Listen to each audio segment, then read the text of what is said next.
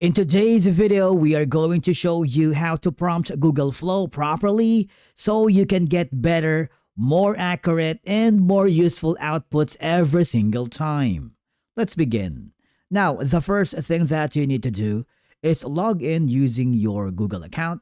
Once you are inside of the dashboard, just go to the project that you wanted to prompt here in Google Flow. Now, if you don't have a project, just click the new project. This will forward you to a new page. On the top left corner, you have the ability to rename that specific project. Click the check button.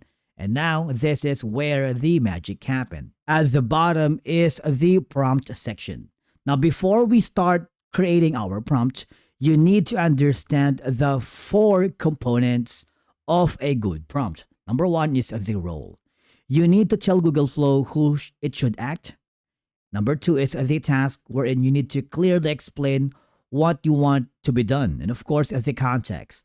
With the context, add the background information. And last is the format, wherein you specify how you want the output delivered. Now, I'm going to type in a concise prompt so that Google Flow will render the exact scene as detailed as you can. For example, I have something like this one. So it has the role, the task, the context, and the format. At the bottom here, you have more controls. You want to make sure that you are on the video model. And the orientation you can choose from a portrait or landscape. And you have the X1, X2, X3, and X4. We're choosing the Veo 3.1 fast. It's up to you if you want the Veo 3.1 quality, Veo 2, and Veo 2 quality. All right. But as you may notice, it will generate 40 credits. With that being said, you want to make sure that you have enough credits to prompt here in Google Flow. So the more detailed and the more complex you prompt, the more credit that will take. All right, and once you are sure about it, click the arrow button. This will render a scene or a video, which will take some time depending on the complexity. Since we have asked a 5-minute beginner-friendly script, it would take a little while.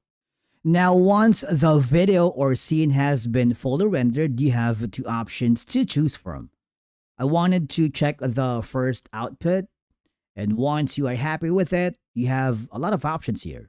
So you can extend, insert, remove, or you can use the camera. We have separate tutorials for extending your video here in Google Flow that you might want to check in our channel, plus inserting an audio or an image. But once you are happy with the output, all I have to do is click the download button on the top right corner, and basically that's how you prompt here in Google Flow. If you found it helpful, do not forget to hit the like button, subscribe, and we will see you again in the next video.